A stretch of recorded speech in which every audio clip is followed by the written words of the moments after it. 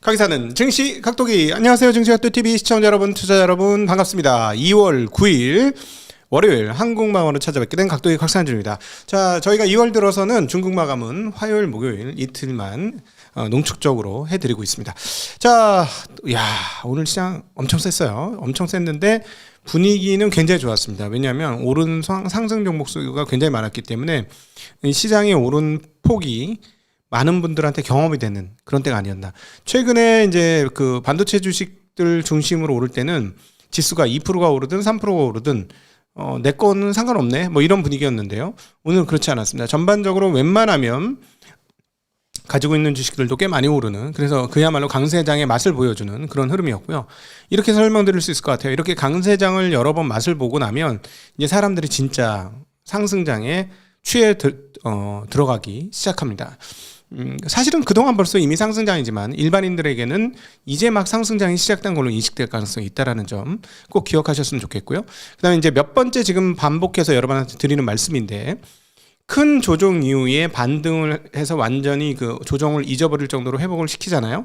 이게 상승장의 특징이에요. 그런데 이런 것들을 몇 번 경험하잖아요. 그럼 어떻게 되냐면 사람들이 하락에 대해서 둔감해집니다. 그리고 조정이 오면 사야 되는 것으로 인식을 하게 되죠. 그러면서 그것이 패턴화됩니다. 그것이 그리고 루틴화되죠. 그래서 그 루틴을 잘 실행한 사람이 상승장이 끝나기 전까지는 가장 좋은 투자 결과를 얻을 수밖에 없게 됩니다. 자, 그런데 문제는 뭐냐면 사람들 두뇌의 작동은 그 똑같은 일의 반복이 1년 또는 2년 연속으로 되면 어떻게 되는지 아세요? 고정값이 됩니다. 네. 그러니까 변화할 수 없는 진리적 사실로 두뇌는 그 패턴을 학습하게 되죠. 루틴화 됩니다. 그러고 나면 어떻게 되죠? 하락장이 시작이 됩니다. 그럼 하락장에서 떨어지면 뭐지? 반등이 좀 약해. 그러면 그땐 팔아야 되거든요. 어떻게 생각하냐면 떨어지면 아싸, 기회가 왔네, 사요. 반등이 시작돼요. 그렇지. 근데 쑥 빠져요. 뭐지? 이번에 진짜 더 싸게 살 수 있나? 다시 사요. 그래서 살짝 반등을 하고 다시 끝까지 못 올라가고 다시 쭉 빠져요. 예, 이런 일을 겪고 나면 이상하다? 이게 아닌데? 내가 경험했던 게 이게 아닌데? 이런 일을 자꾸 겪어요. 그러다 어느 순간 딱 되면 계좌는 벌써 이미 20-30% 날아가 있죠. 그 다음부터는 어떻게 되느냐? 장기 투자에 돌입하게 됩니다. 손 쓸 수 없는 장기 투자. 자, 이게 이제 기본적 패턴이에요. 제가 이것을 계속 말씀드리는 이유는 이제 곧 여러분들의 두뇌가 이 작동을 하게 될 겁니다. 그래서 하락이 되게 기회라고 느껴지는 상황들이 오게 될 거고요. 기회일 뿐만 아니라 실제로 그걸 기회로 이용해서 투자를 했을 때 좋은 결과를 얻게 되는 일을 경험하시게 될 겁니다. 그렇게 돼서 모든 사람들이 그렇게 느끼고 너무나 자연스럽게 그것이 느껴지는 그 순간이 오면은 그때가 고점일 것이다. 그래서 계속 말씀드리지만 일반인들에게는 지금 상승장이 막 시작된 상황이다 라고 볼 수가 있습니다.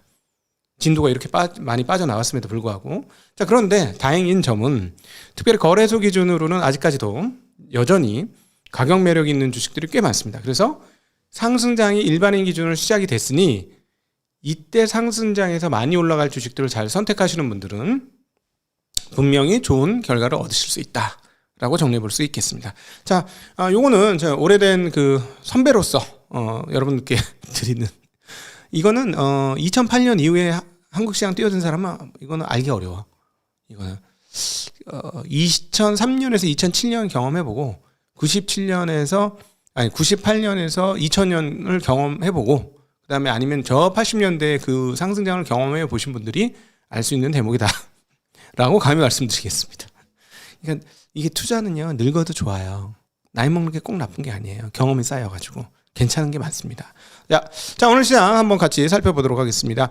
오늘 거래소 종합주가지수는 전일 대비 무려 4%나 폭등을 했습니다. 4% 폭등하면서 다시 한번 5,300에 바싹 다가서는 그런 모습을 보여주었습니다.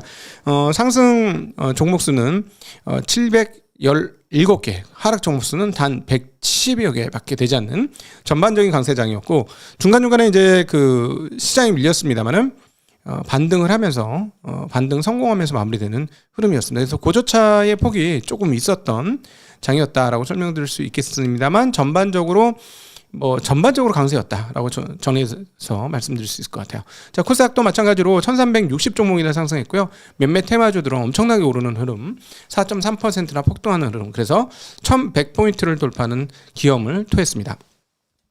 자, 다음으로 은행 환율 거시 지표들 한번 확인하고 갈게요.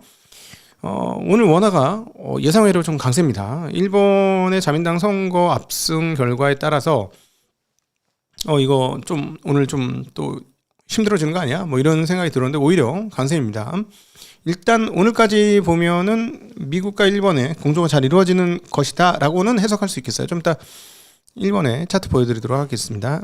중국 위안화 대비 211원, 그 다음에 유로화 대비는 1732원으로 거래가 되어지고 있습니다. 자, 그리고 다음으로는 한국 국채금리 보도록 하겠습니다. 국채금리가 좀 심상치 않아요. 또 올랐어요. 10년물이 3.75예요. 자, 미국은요 4.2잖아요. 10년물이. 이 차이가 얼마 안 납니다. 이 차이가 안 나서 원화가 강세냐? 그거하고 지금 좀 상황이 다른 것 같아요. 채권 시장이 뭔가 패닉에 빠졌어요. 채권 시장에서 주식으로 돈 넘어오는 거 아닌가? 뭐 이런 생각 듭니다. 왜냐하면 그렇게 생각해도 타당한 이유 중에 하나가 최근에 머니 무브가 어떻게 오냐면 부동산에서의 머니 무브까지도 올 수 있지만 그거 아니죠. 왜냐하면 부동산은 움직이기 힘든 부동산이에요. 동산이 아니고 부동산이에요. 잘 안 움직인다는 의미잖아요. 유동성이 잘 안 움직이기 때문에 부동산입니다. 그래서 거기서 돈이 넘어오는 건 몇 년짜리 시계열짜리고요. 그거는 지금 생각해볼 거리도 안 되고 쉽게 예금이 넘어오는 거일 수 있죠. 그러면 예금이 자꾸 빠져서 나오면 그 예금을 뭘로 만듭니까? 채권으로 만드는 채권으로. 그러니까 채권의 매도세가 계속 있는 거죠. 지금 좀 이따 말씀드리겠습니다만 현재의 채권 금리의 계속적인 상승이 한국 채권 시장의 참여자들을 아주 숨막히게 하고 있는 상황이다 라고 볼 수가 있겠습니다. 자, 그러나 어쨌든 그렇고 그 채권 얘기하기 전에 일본 엔화하고 일본 채권도 같이 얘기해야 돼서 한번 보도록 할게요. 오늘 제일 걱정했던 부분이죠. 압도적인 승리, 310석이 넘는 압도적인 승리였기 때문에 다카치 사나이 총리가 이제 엄청 돈 풀겠지, 그러면 엔화 투기 세력들 약세 베팅 하겠지 했는데, 그래서 약세 가겠지 했습니다만 오늘은 약세 가지 않았습니다. 예, 물론 며칠 더 봐야 되겠죠. 어쨌든 오늘 하루는 잠잠했습니다. 자, 다음으로는 그 1번 그 국채금리 한번 보도록 할게요. 30년 국채금리는 오늘 아침에 보여드린 거하고 똑같아요. 그래서 약간 변동이 있는 10년 일본 국채금리 보도록 할게요. 10년 국채금리는 금리가 약간 좀 튀었습니다. 약간 좀 튀어서 요 단기물로 일주일짜리 정도, 일주일 안 되는 걸로 한번 볼게요. 네, 보도록 하겠습니다. 30년물은 제자리예요. 30년물은 제자리인데 지금 보시면 그 10년물은 금리가 튀긴 튀었어요. 금리가 튀어서 지금 2.28까지 튀었습니다. 자, 요거를 데일리로 볼게요. 데일리로 한참 계속 올라갔죠. 계속 올라가다가 선거 직전에 조금 마무리하다가 다시 오늘 튀었습니다. 자, 이제 내일부터 이거 잘 봐야 될 것 같아요. 과연 어떻게 될 건지, 위로 튈 거냐. 투기 세력은 위로 튀는 베팅을 할 것이고 그것을 막고자 하는 일본 정부와 일본 재무 쪽은 노력을 할 것입니다. 과연 이게 어떻게 될까요? 굉장히 궁금하고요. 한국은 여기 유탄을 맞았다고 보시면 돼요. 자, 생각해 보세요. 일본의 장기 국채 금리가, 물론 얘네는 뭐 자국에서 다 소화를 하는 부분이 있습니다만, 금리가 계속 올라간다면 선진국 다른 국채들은 어떻게 될까요? 그래도 일본이 빚이 많지만 쟤네들이 그렇다고 뭐 사기치는 애들도 아니고 돈을 안 갚을 애들도 아니고, 근데 일본이 저 정도 금리 주면은 우리도 이 정도 줘야 되는 거 아니요? 이렇게 되는 거 아닙니까? 채권, 그런 논리가 있잖아요. 채권 시장에서도. 그러면 일본이 저것 때문에 채권이 많이 올라간다, 선거 결과로 인해서 금리가 많이 올라갈 거라고 생각하면 다른 나라도 유탄 맞을 수 있죠. 실제로 한국에 조금 그런 경향이 지금 나타나고 있는 게 조금 문제입니다. 한국 채권 시장의 변동성이 자꾸 확대되는데, 여기서 말하는 변동성의 확대는 가격 하락입니다. 즉 가격 하락, 이 말은 가격 하락, 금리 상승. 앞서 계속 말씀드렸죠. 지난주말에 살짝 숨고르기 했습니다만 요즘은 금리가 좀 이상해요 했는데 실제로 지금 상황이 안 좋아요. 공기업, 즉 공기업이라는 건 국가급의 안전성, 신용도를 가지고 있는 것이죠. 쉽게 얘기하면 AAA 이런 채권을 가진 공기업들이 발행을 잘 못하고 있어요, 채권을. 그러면 AAA급 애들이 채권이 발행이 안 되면 AA나 A나 BBB 플러스나 이런 애들은 채권 발행이 되겠습니까? 발행이 잘 안 되죠. 채권 발행이 잘 안 될 거라는 얘기입니다.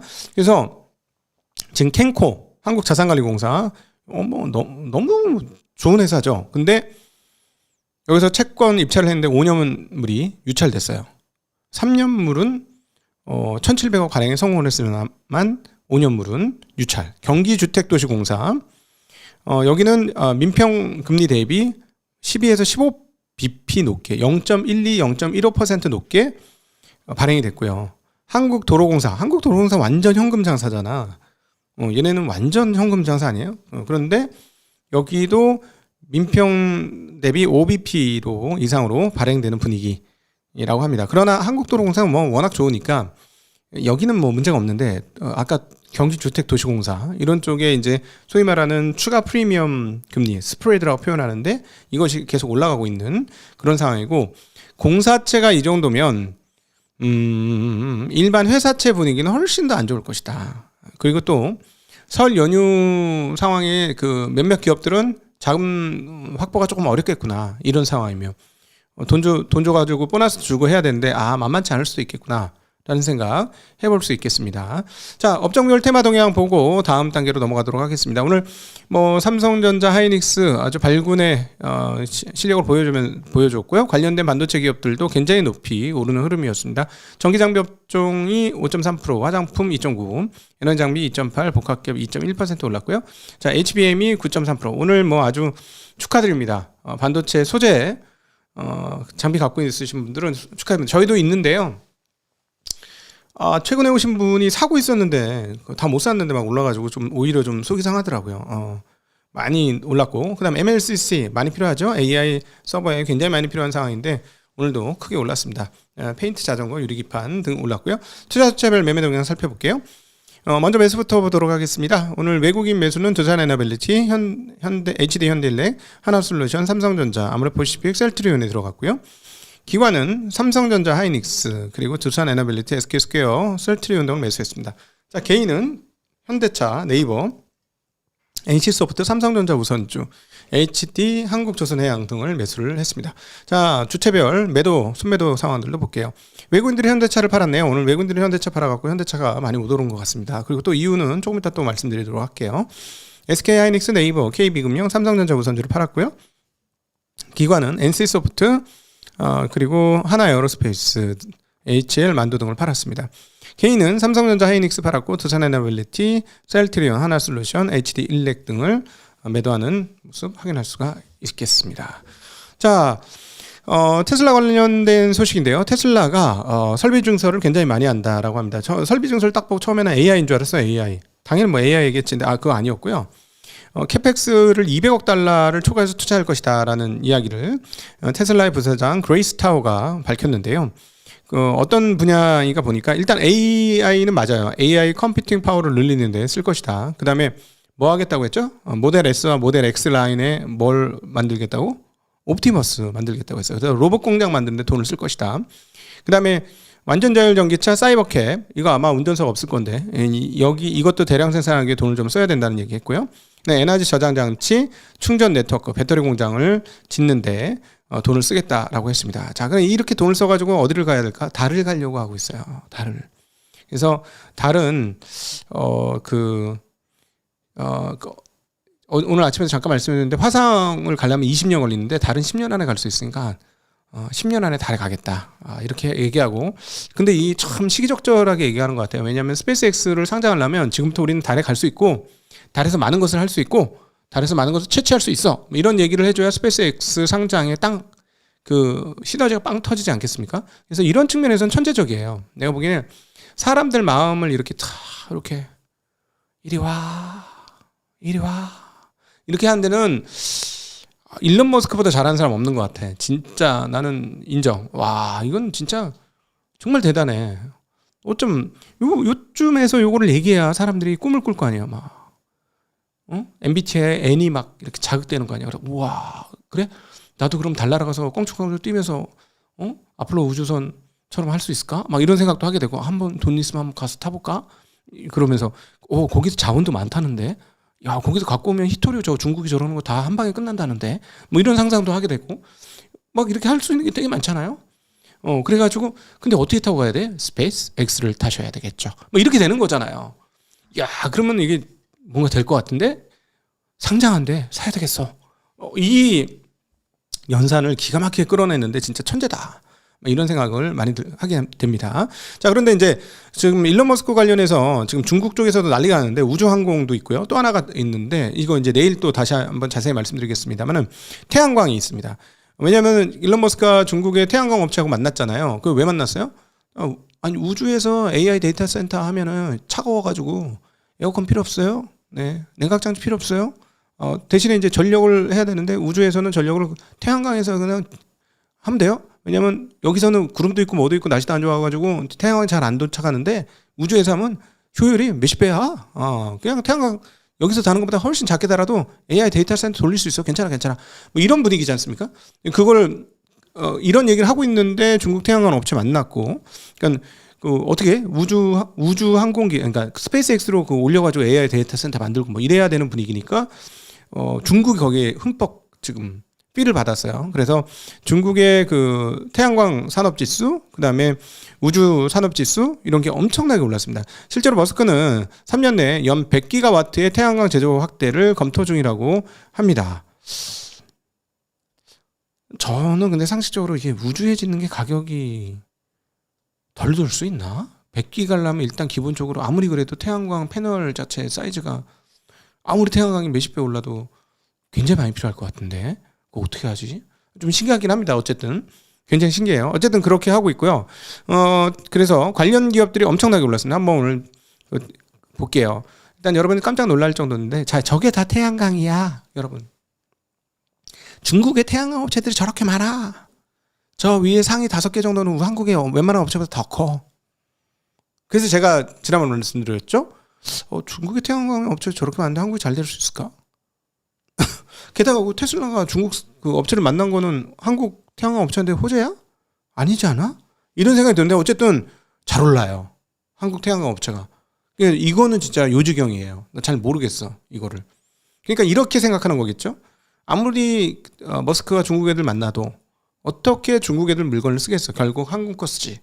한국 태양광 업체가 잘 될 수밖에 없어. 이런 생각을 지금 시장에서 하고 있는 것 같습니다. 자, 다음 뉴스. 자, 넥스트 트레이드, KRX 말고 넥스트 트레이드. 우리나라 거래소가 2개죠.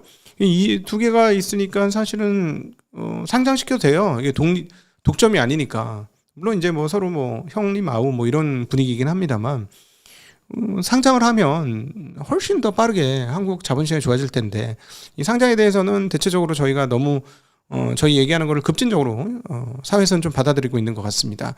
근데 왜냐하면 뭐 이게 그 수도 회사라든가 전기 회사라든가 이러면은 상장돼 가지고 혹시 외국인들이 지분이 엄청 많아 가지고 막 자기네들 좌지우지할까 봐 그래서 막 남미처럼 수돗물 값이 막 금값이 되고 막 이러면 그런 걱정이 되는데 이거는 주식시장이 만약에 얘네가 주식시장을 쪼물딱쪼물딱 해서 주식시장이 금값이 돼. 그럼 누가 좋아? 주식 갖고 있는 사람 좋잖아요. 그래 이게 국가기관 산업이긴 합니다만 뭐 이렇게 필수제하고는 좀 결이 다르거든요. 예. 그래서 이거는 저는 상장됐으면 좋겠는데 어쨌든 다시 넘어와서 넥스트레이드가 거래 급증에 따라서 시스템 가부화가 걸려가지고요. 종목들을 퇴출시킨다고 합니다. 이거는 뭐냐? 퇴출시킨다는 건 상장 폐지가 아니고 난 처음에 퇴출? 상장 폐지? 이제 본격적으로 시작이야? 야, 넥스트 트레이드가 경쟁력 제고를 위해서 기업들을 상장 폐지시키는 거야? 했더니 그게 아니고 제가 너무 낭만적이었어요. 저는 아직 여전히 너무 순진한 것 같아요. 세상을 너무 몰라. 이게 무슨 말이냐면 시스템 가부가 걸려서 체결이 제대로 안 되니까 빼겠다는 얘기예요. 그냥 거래소 가서 하세요. 안 되겠어요. 너무 부하가 많이 들어. 안 돼. 이렇게 빼는 거예요. 왜 이러냐? 한국 증시가 화랑으로 인해서 거래량이 너무 많이 늘어서 이렇다는 거죠. 1월 초에도 엄청나게 늘었거든요. 16억 8천만 주. 일평 거래량이. 근데 지금은 얼마냐? 1월 말은 지금은 더 늘었을 거고 23억 6천만 주. 야, 한 달 내에 40% 급증. 이러니까 이제 서버 엄청 준비해놨는데 안 되는 거야. 빵빵 터지는 거지 지금. 현재 이런 상황이다. 그래서 제 종목으로는 코스피에서는 HD, 현대 에너지솔루션, 페노션, 대우건설, NG 디스플레이, 하나생명, 대한전선 등이고요. 코스닥은 HPSP, 유진로봇, 제주반도체, NHN, KCP, 현대바이오 등등이 되겠습니다. 네. 그래서 50개 종목은 앞으로 넥스트트레이드의 연장거래 불가능하고요. 뭐 스트레이텍도 불가능하고 한국거래소만 거래가 가능하다고 합니다. 자, 오늘 이제 로봇 관련된 이야기를 드리겠습니다. 아까 옵티머스가 로봇 만든다고 200억 달러, 뭐 등등등 다른 것까지 해서 200억 달러 설비 증설을 한다고 하는데 보스턴 다이나믹스 오늘 아침에는 덤블링하는 깜짝 놀랄 사진을 보내드렸었는데 이번에는 개 로봇입니다. 개 로봇. 아니 강아지같이 생긴 로봇, 사족 보행 로봇이라고 하죠. 근데 보면 딱 개 같아가지고 이거 욕한 거 아니야? 아니 개 같아. 아니 그게 아니고 뭐 일단 보여주세요. 개 같잖아요. 그쵸? 이거 욕한 게 아니고 그냥 개 같다고요. 근데 개 같은 로봇인데, 이게 뭘 하냐면, 공장에 지금 실전 투자됐다는 소리입니다. D1렉에서 보도를 했어요. 공장 산업 현장에서 설비 이상을 사전에 감지한다. 라는 얘기입니다. 그래서 사전에 뭐 이상한 징후가 나오면 관리자한테 전달한다는 거죠. 전송을 통해서. 그래서 이게 지금 실제로 이렇게 배치되고 있다라는 거예요. 그래서 이거 D1렉이 발표했습니다. 전 잘 모르던 이야기예요. 그래서 이게 그러니까 그동안에 로봇이 뭐 일을 해준다 이 생각을 했는데 그게 아니고 얘가 이제 감시 로봇이라서 설비가 잘 돌아가는지 옛날에 사람이 봤잖아요. 그게 근데 얘가 이렇게 돌아다니면서 바퀴가 달렸으니까 얼마나 빨리 불 거야 왔다 갔다 하면서 그러니까 뭐 AI 알고리즘으로 해나갈 수 있겠지. 뭐 이런 증거가 나오면 이게 잘못된 것이다 설비가 뭐 이런 게 되겠죠. 그거를 그래서 돌아다니면서 고장 부위를 빨리 촬영해가지고 이게 고장 부위다 싶으면 바로 관리자한테 전송하는 거죠. 예. 그래서 이게 이제 로봇이 과거에는 비용이 너무 많이 들어 했는데 이게 로봇이 비용이 많이 드는 게 아니라 손실 방지용으로 쓸 수 있는 자산이 됐다. 이런 느낌을 준다는 것이죠. 그럼 요거는 조금 느낌이 다르죠. 아까 이제 휴머노이드 이제 움직이는 로봇을 하면 야 저거 어디다 갖다 쓸 거야? 사람이 훨씬 효율적이지. 자꾸 이런 생각을 하게 되는데 저 감시하는 거 사람이 하는데 어디서 노란불이 뜨나 빨간불이 뜨나 파란불이 뜨나 그걸 계속 왔다 갔다 하면서 하는데 지겨워 죽겠네. 허리 아파 다리 아파 막 이러고 있는데 저희 로봇이 하면은 색깔만 구분하는 거다 뭐 이런 식이면 금방 할 수도 있겠네. 그렇죠? 그럴 수도 있을 것 같습니다. 그래서 이게 이제 보스턴 다이나믹스의 전략이 아니냐. 그래서 이런 이야기가 계속 돌고 있죠. 그리고 아침에 이제 그 아틀라스 도입 비용이 굉장히 비싸요. 뭐 2억, 3억 이렇게 되는데 근데 근로자의 종합 비용, 그러니까 월급, 그다음 복지 비용, 관련된 부대 비용 뭐 이렇게 되면 한 2, 3년치만 모으면 로봇 한 대 살 수 있지 않느냐. 이런 계산이 떨어진다는 거죠. 그래서 그러면 저거 뭐 24시간 뺑뺑 돌면 밤일도 알아서 돈 안 내고 하고 뭐 이러니까 그 한 2마리 가지고 이렇게 왔다리 갔다리 배터리 교환해 가면서 계속 왔다 갔다 하면 되겠네 뭐 이런 생각이 들죠. 그래서 이거는 진짜 쓸 수 있지 않을까 싶습니다. 그래서 지금 휴머노이드 로봇에 몇 강이 있는데 지금 옵티머스가 이제 최고라고 생각을 했는데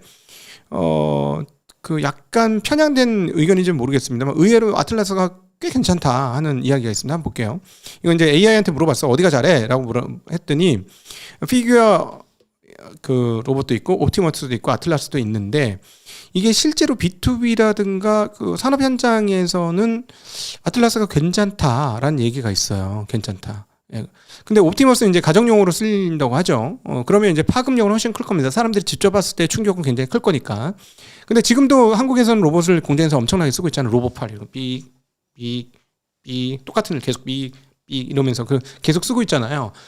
그렇기 때문에 산업용 로봇은 적용이 되게 빠를 것 같아요. 그래서 실질적으로 이거는 매출이 나올 수도 있지 않을까 하는 생각은 드는데 거기서 이제 여기에서 아까 잠깐 세계 로봇 회사 말고 굉장히 강력한 로봇 회사들 있잖아요. 중국에 유니트리, 유니테크 뭐 또 다른 거 뭐 우리 중국 마감에서 굉장히 많이 했잖아요. 근데 이거 어떤 사람이 중국 로봇의 실사용 현장을 찍은 거를 누가 올렸어요. 어떤 거냐면 눈을 치워. 중국 로봇이. 눈 쌓인 거를 사람 대신에 중국 로봇이 치워요. 한번 봅시다.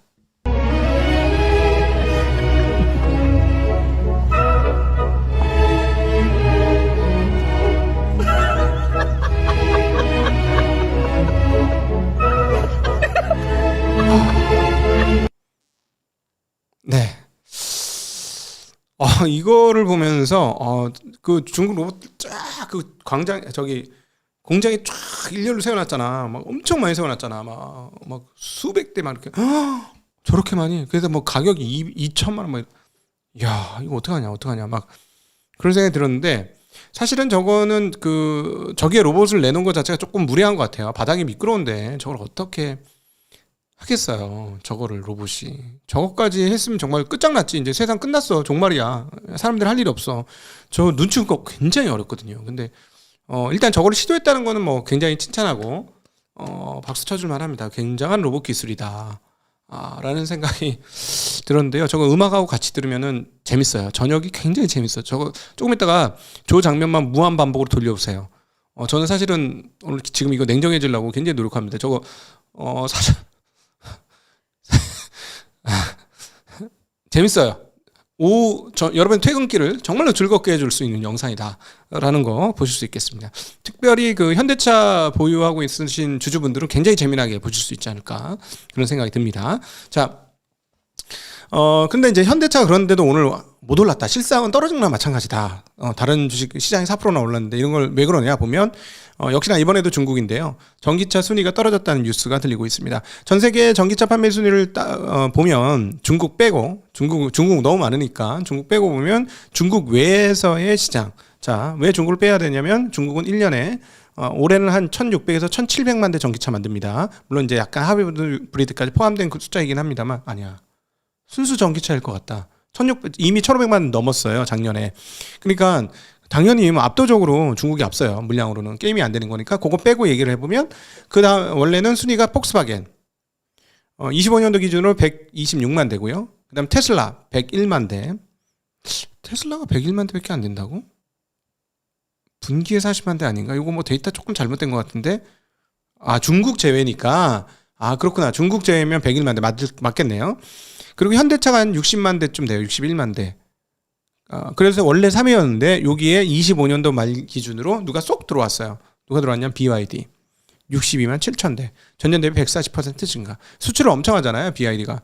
우리나라에 버스도 BYD 있고 하니까. 그래서 뭐 많이 팔리는 건 거죠. 싸니까.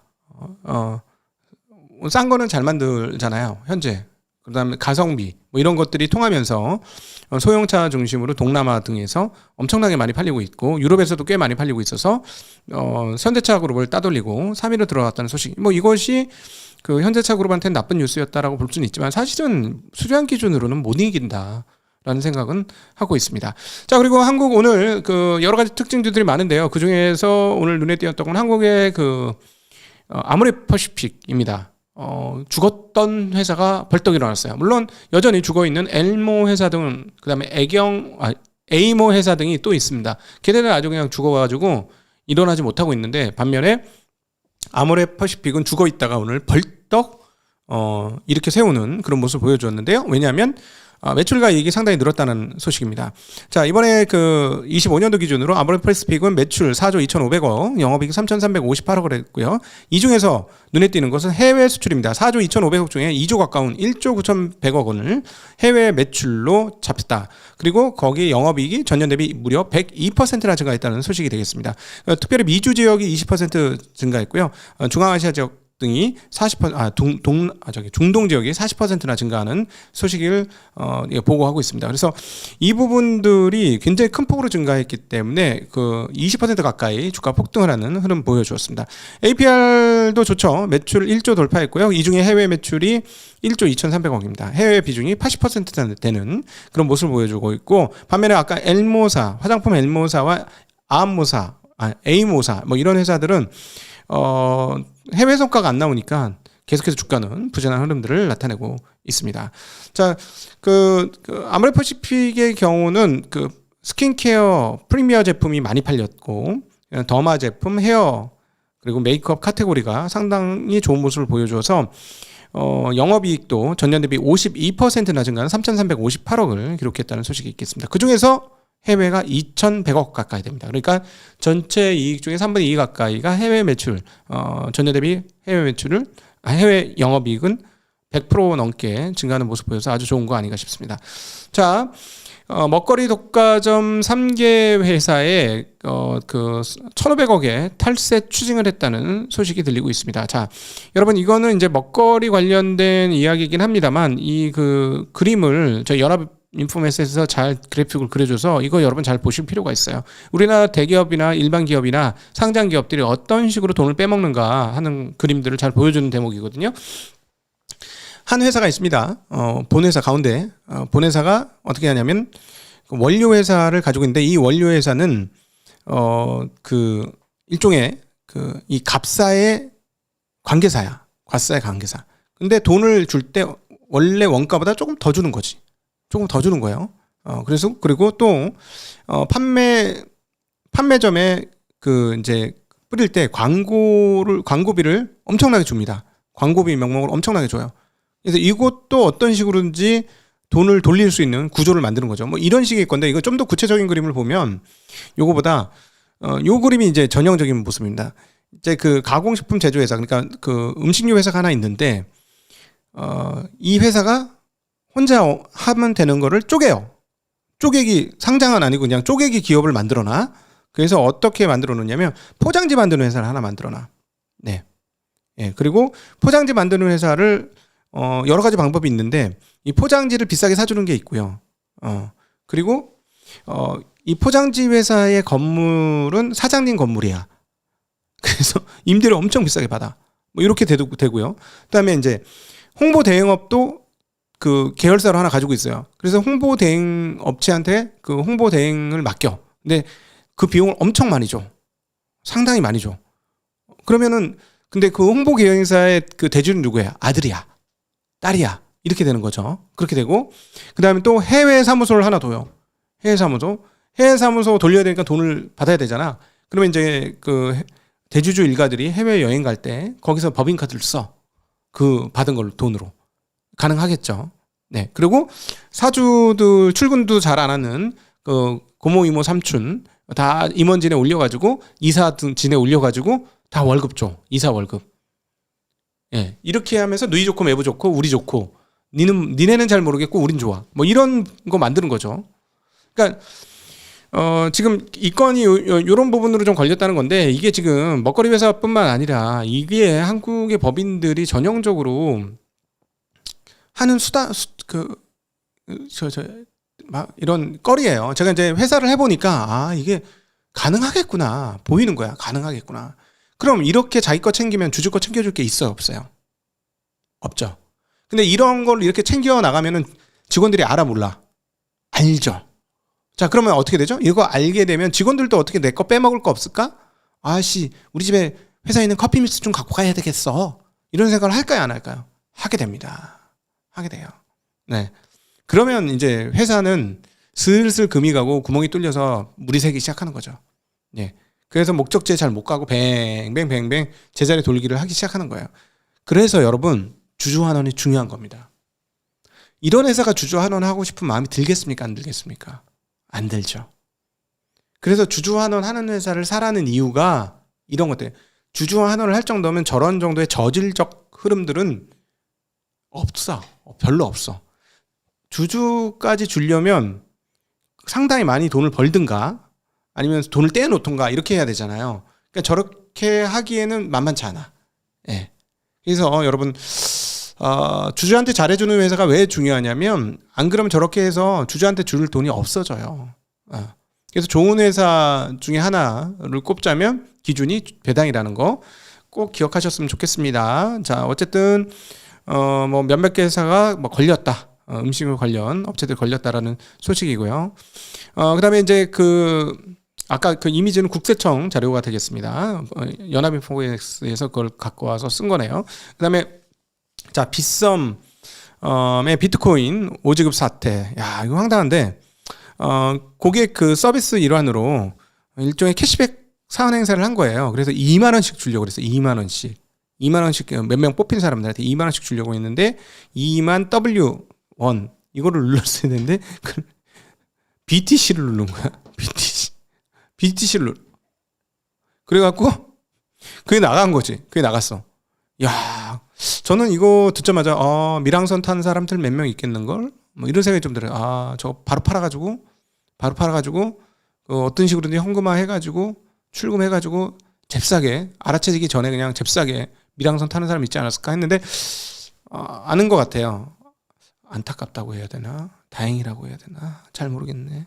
근데 어쨌든 자 99% 넘게 거의 100%가 가깝게 회수가 됐다는 이야기가 있습니다. 근데 문제는 뭐냐면 이게 100개만 세도 46,000개래. 46,000개. 46,000. 아니다. 잘못. 62만 개. 죄송해요. 62만 개래요.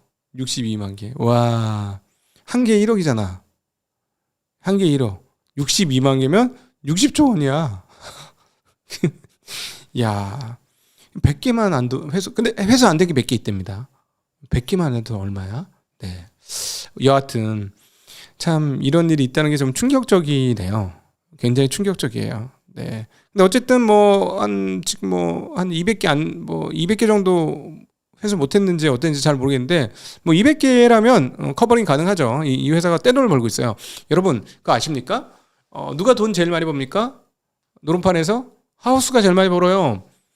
비트코인은 큰 시장 썼어요. 큰 시장의 하우스잖아요. 떼돈 봅니다. 여러분 알고 계시죠?